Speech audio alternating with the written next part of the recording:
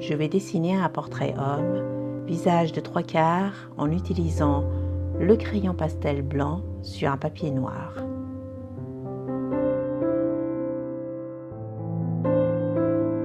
Dans ce tutoriel illustré, suivez pas à pas le process en 4 étapes de ma méthode TI, suivie de la technique des hachures pour un portrait réaliste en clair-obscur.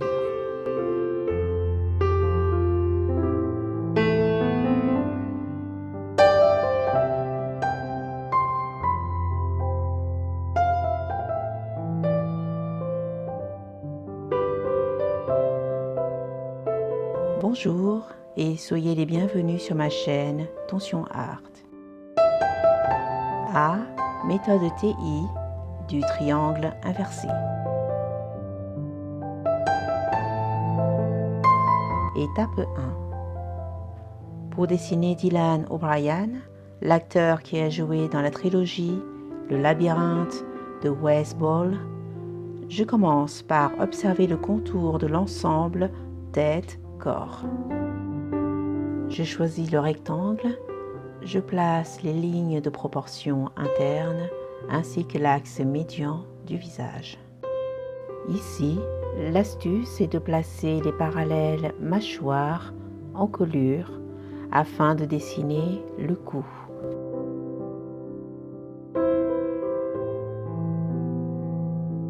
Étape 2.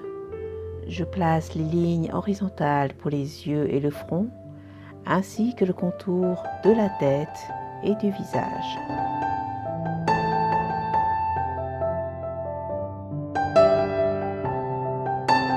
Je poursuis en plaçant les segments pour le nez et la bouche. B. Détail visage TI.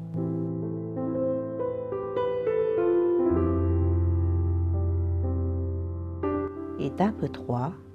Je dessine le triangle inversé TI dont la base correspond au sourcil et pointe vers le menton.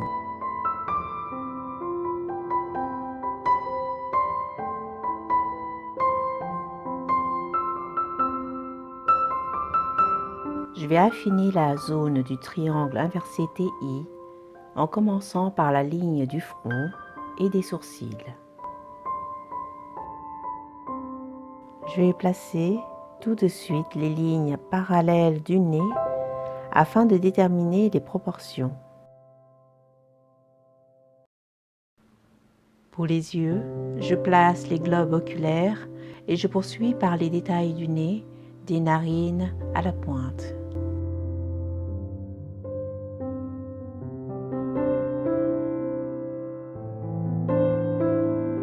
Pour placer la bouche, je trace 2 lignes parallèles des yeux à la commissure des lèvres. Pour bien réussir la forme de la bouche, dessinez 3 V au milieu de la lèvre supérieure.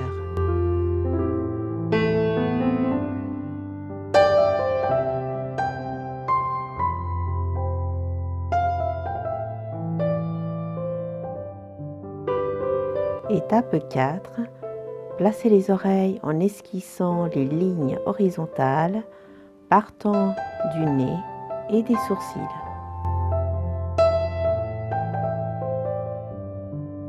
Maintenant que la tête est construite, elle sert de repère et de mesure pour les proportions du corps.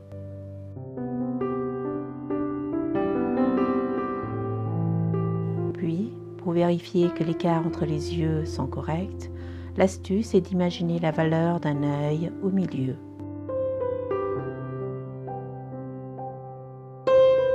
Imaginez les globes oculaires sous les yeux peut vous aider à les placer. Si vous débutez, la méthode TI est une base solide pour réussir les proportions du visage.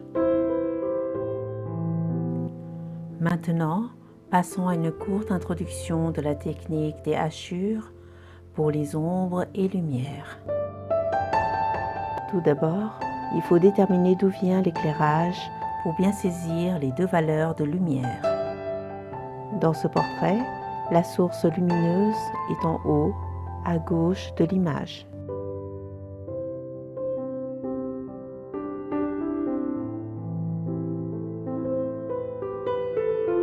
Voici la méthode pour comprendre la technique du clair-obscur qui consiste à moduler la lumière sur un fond foncé. C'est la technique des hachures pour un dessin en clair-obscur. L'astuce est de cligner des yeux afin d'avoir une vue floue du portrait et de mieux saisir le contraste des valeurs claires et sombres. Pour un portrait réaliste en clair-obscur, je travaille la lumière de façon progressive. Commencez par hachurer tout en douceur les valeurs claires en appuyant légèrement pour ne pas marquer la feuille. J'utilise 3 types de hachures pour illustrer la lumière avec mon crayon pastel blanc. Ainsi, je crée des contrastes propres à suggérer le relief et la profondeur du portrait. Surtout, j'alterne entre les hachures courbes, droites et croisées.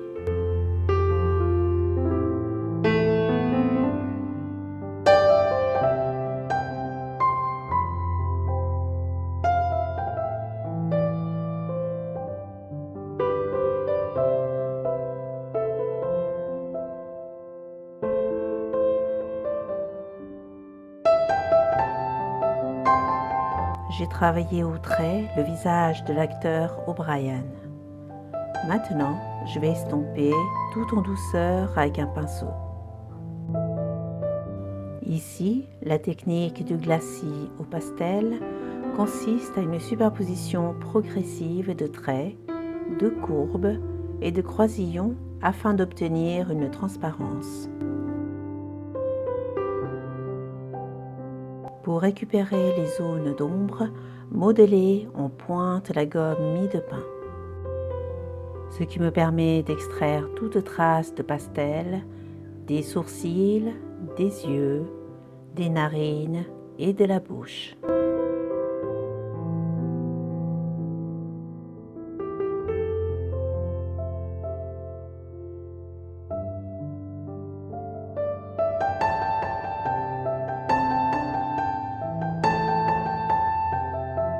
Pour continuer à faire le glacis, je rajoute la lumière sur le front, j'estompe avec le pinceau et j'enlève le surplus avec la gomme mie de pin.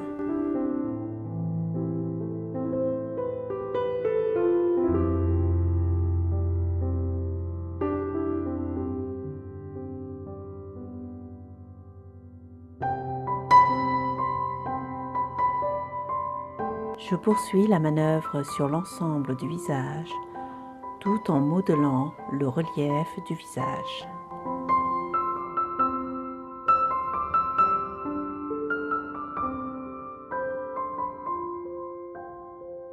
Comme tout exercice de dessin, cela demande de la patience et une approche intuitive pour interpréter le portrait.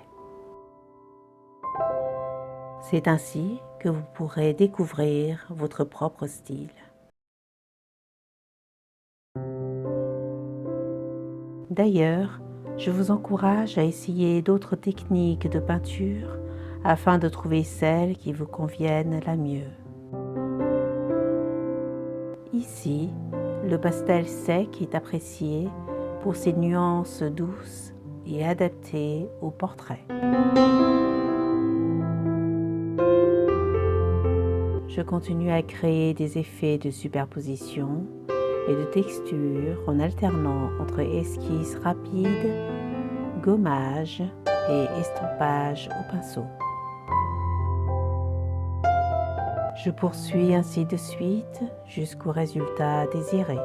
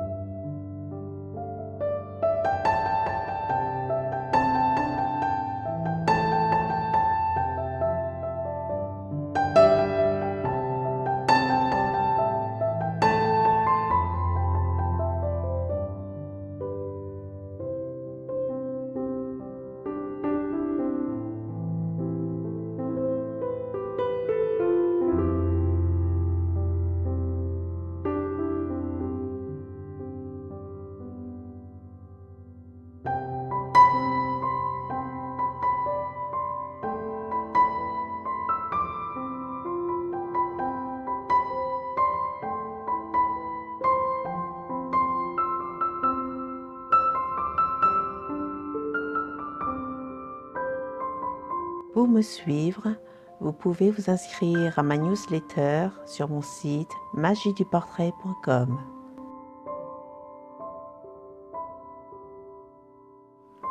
Des visages réalistes. Les finitions font partie des dernières touches qui apportent du réalisme. On le retrouve dans les textures des cheveux, des yeux ou dans la transparence de la peau. À ce stade du portrait, je vais utiliser le crayon pastel noir pour donner de la précision au contour des yeux, à la profondeur de l'iris, des narines et de la bouche.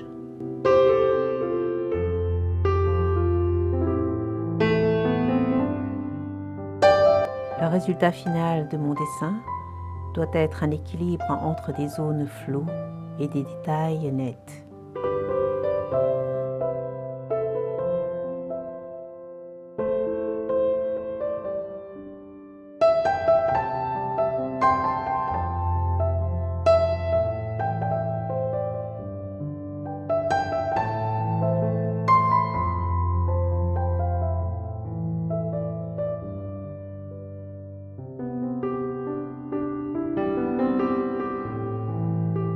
Pour ajouter plus de subtilité à l'expression de réalisme, je pose avec précision les rehauts du menton, de la bouche, du nez, ainsi qu'à ceux du contour du corps.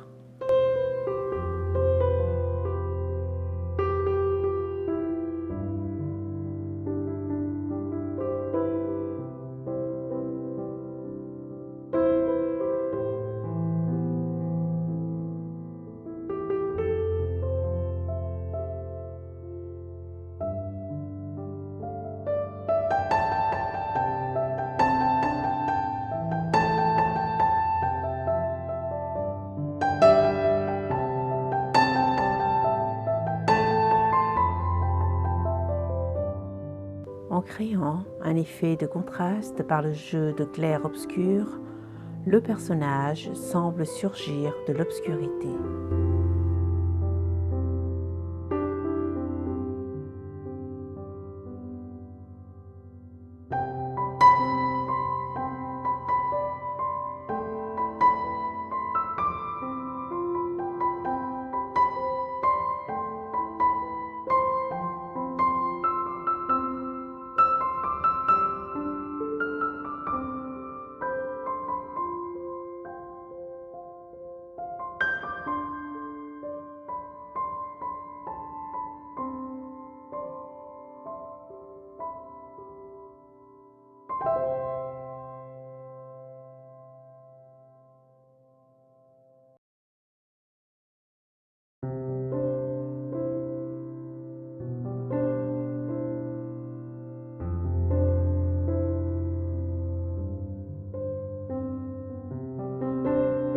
Le matériel utilisé pour ce portrait est un crayon pastel sec, blanc et noir, un pinceau rond et biseauté, une gomme mie de pin et du papier noir.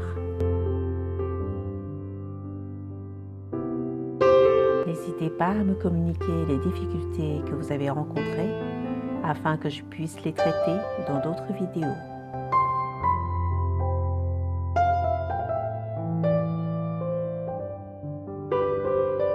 Que la peur du regard des autres ne soit pas une excuse pour ne pas passer à l'action.